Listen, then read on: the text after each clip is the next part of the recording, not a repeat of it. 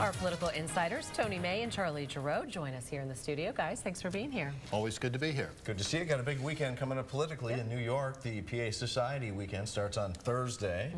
And Governor-elect Wolf is going to be there, Charlie. What do you expect from him? I guess he is. I had heard earlier that he was not, that he was going to make the contribution to the food bank that he did last year and stay home, but I guess now there's word that he's going to be there. I think it's important that he goes. Quite bluntly, if he didn't go this year, I would bet the last dollar in my pocket that he would be there next year. Governors are expected to be there. They are kind of the epicenter of attention, and it's a great event.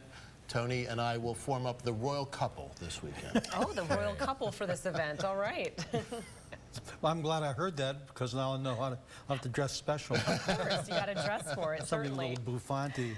So, do you expect Wolf to be there? Or should he be there? I mean, the idea is that he's not doing the fundraiser. He's contributing money to food banks, including the food bank here in central Pennsylvania, but that he's still going to appear at the usual functions like the dinner itself because, as Charlie says, the governor really ought to be there to lead his state.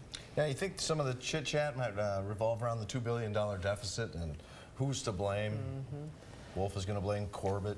Not a lot of blame game in the Pennsylvania Society, Rob, and that's one of the nice things. It is one of the more civil. I went with you one year. It's one of the great things about this state is that people who don't always get along that well while we're here in Harrisburg and in Philadelphia and Pittsburgh go to New York, celebrate being Pennsylvanians all together, and it really is a terrific time of camaraderie among fellow Pennsylvanians, and there's really not generally a lot of blame game and finger pointing and that kind of stuff.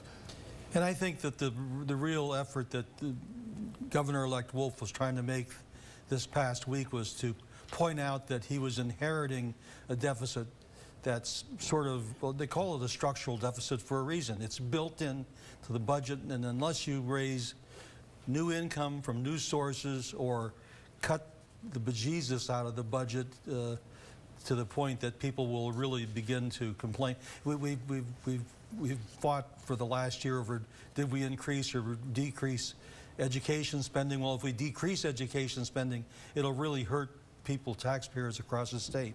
So we've got to find new revenues to fill that $2 billion gap.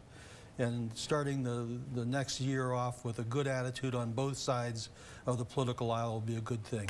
And the best way to get new revenue is through economic growth, not through raising people's taxes. Raising taxes hurts the economy.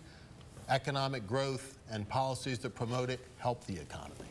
All right. Well, we'll have to leave it there. Professors is correct. All right. And we hope you royal couple, you have fun at the meeting coming up this week. And you can catch our political insiders every Tuesday on CBS 21 News at 5:30.